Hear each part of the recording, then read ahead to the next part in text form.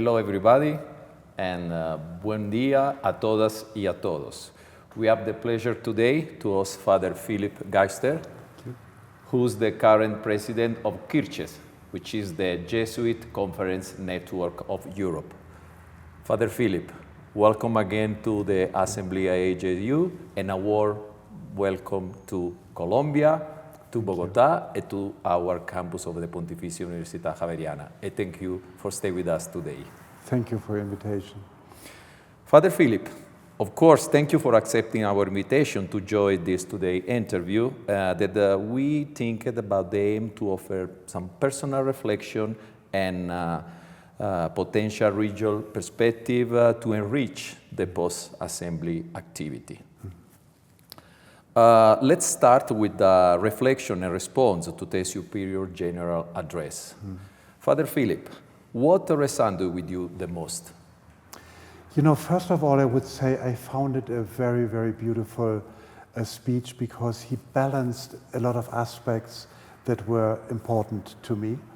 For example, that he, which I felt strongly for as a theologian, that he grounded everything he said, our vocation of fulfilling our mission in higher education, grounds in the gospel and in being called to continue the work of Jesus Christ. I found this very well formulated, very well thought, and very helpful. And then he continued to speak about hope, and that the main task of a Jesuit university should be to spread hope, and that is true.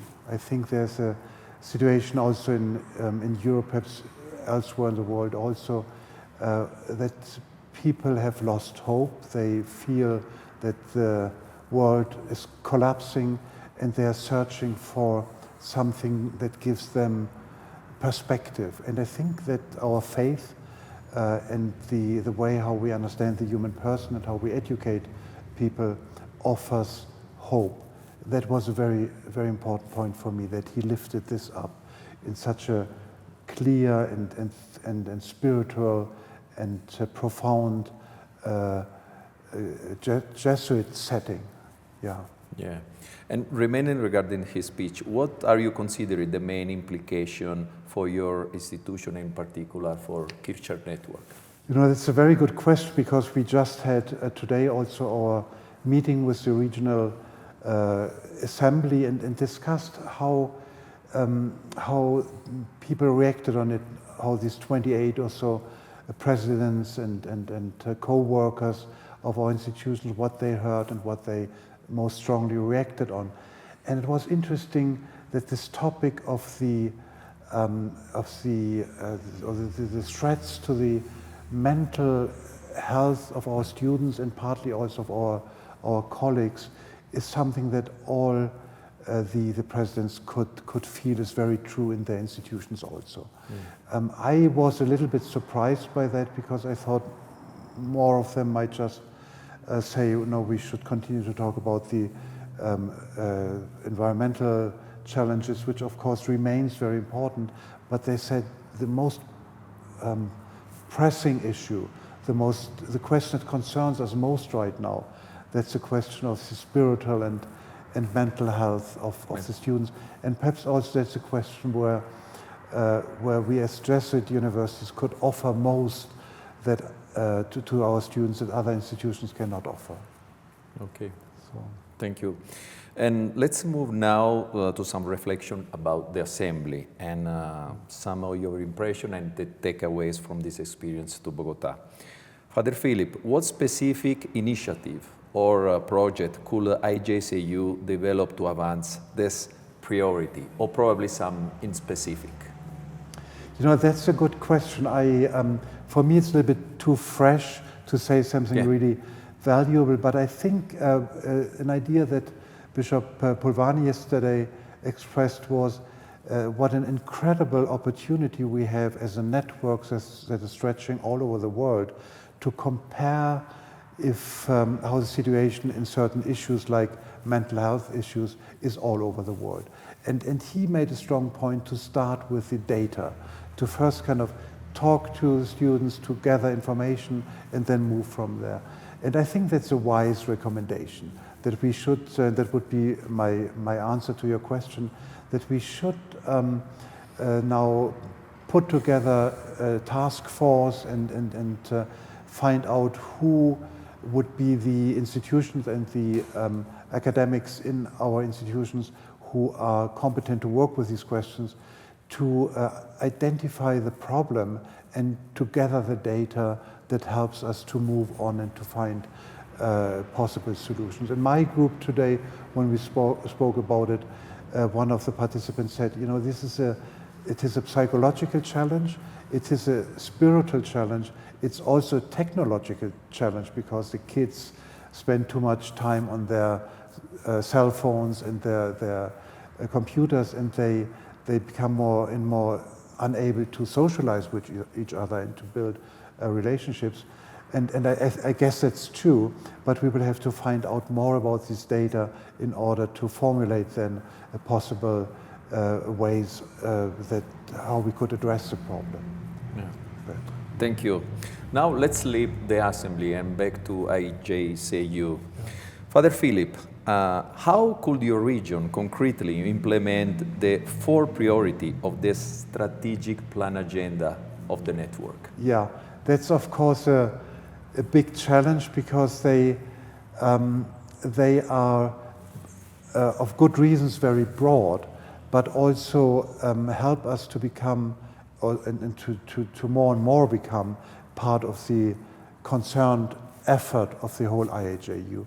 So the first strategic objective is just to promote cooperation.